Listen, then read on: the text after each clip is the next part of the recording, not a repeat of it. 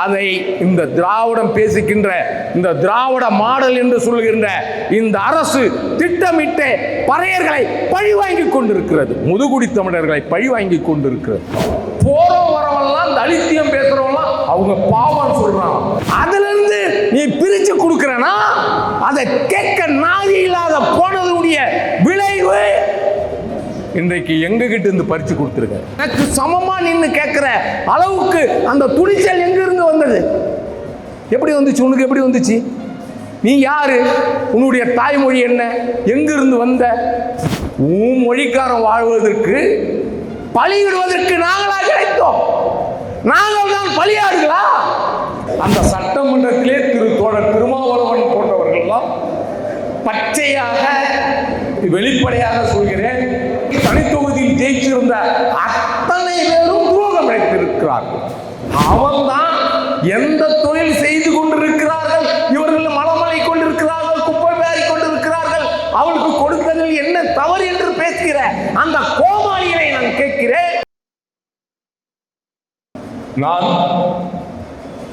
இந்த அட்டவணை சாதி உண்மையிலேயே எந்த தமிழன் முதுகுடி தமிழன் சொல்ல வேண்டியவன் இன்றைக்கு திராவிடனாகவும் பிழைக்க வந்த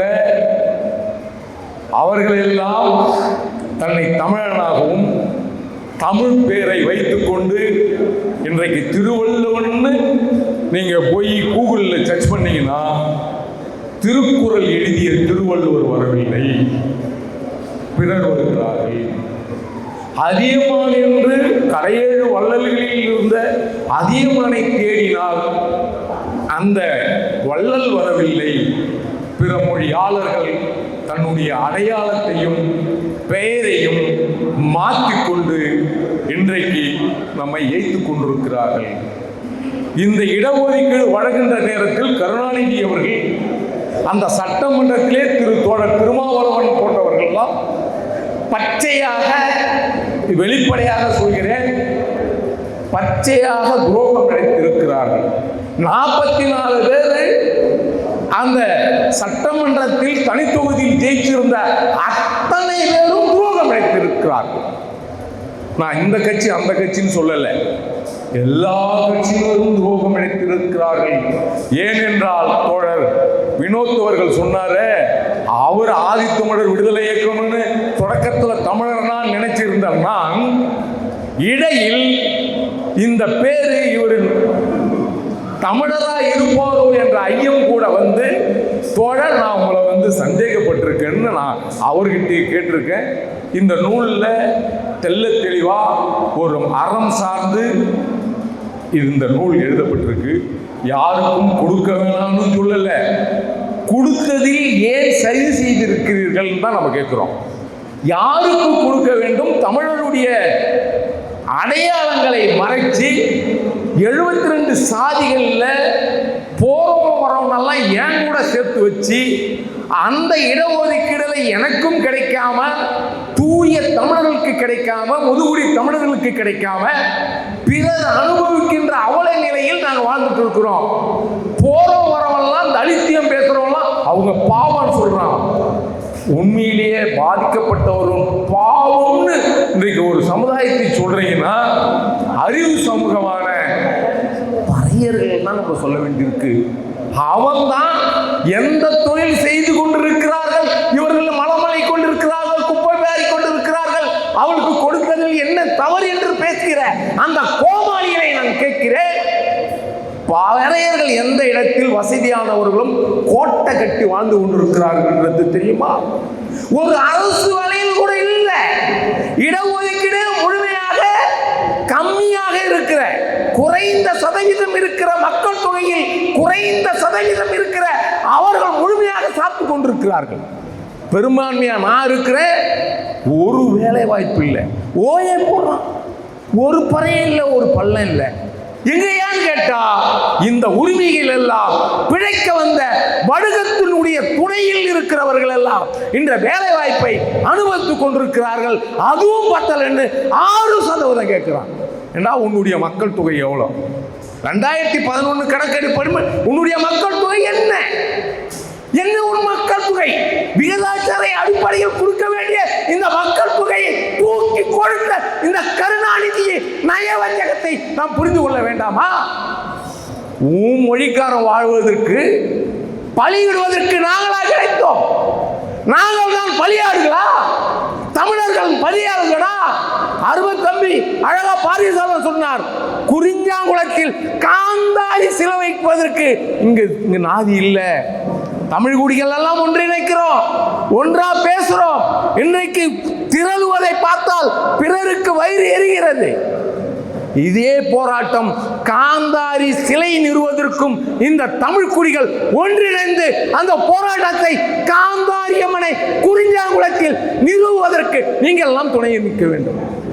நீயும் தமிழன், நானும் தமிழன். நாமெல்லாம் சாதியாக தீண்டாமை என்கின்ற அன்னைக்கு ஒன்றும் இல்லை.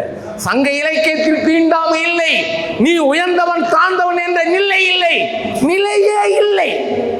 யாரு வந்த பிறகு இன்றைக்கு அப்படி ஒரு நிலை இருக்கு அப்படி என்று பார்த்தால், பிழைக்க வந்த நம்மை முன்ன ஆண்ட வடுக வந்தேரிகளால் இந்த சூழல் வந்திருக்கு.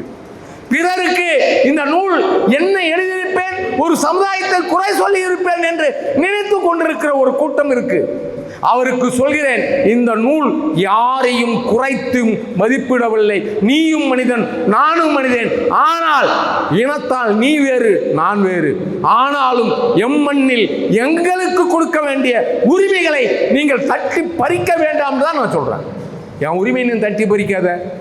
நீயா நீ எனக்கு சமமா நின்று கேட்கிற அளவுக்கு அந்த துணிச்சல் எங்கிருந்து வந்தது? எப்படி வந்துச்சு? உனக்கு எப்படி வந்துச்சு? நீ யாரு? உன்னுடைய தாய்மொழி என்ன? எங்கிருந்து வந்த? ஜனார்த்தன் கமிட்டியில அதிலே சொல்லியிருக்காங்களே நீங்க எங்கிருந்து வந்தன்னு. இடஒதுக்கீடுக்கு எந்த ஜனார்த்தன் கமிட்டி பரிந்துரை செய்ததோ அதே ஜனார்த்தன் கமிட்டியே சொல்லுது நீங்கள் வெளியில் இருந்து வந்து தான் சொல்லுது. அதை ஒத்துக்கிறீங்களா? ஒத்துக்கிறீங்களா நீங்க?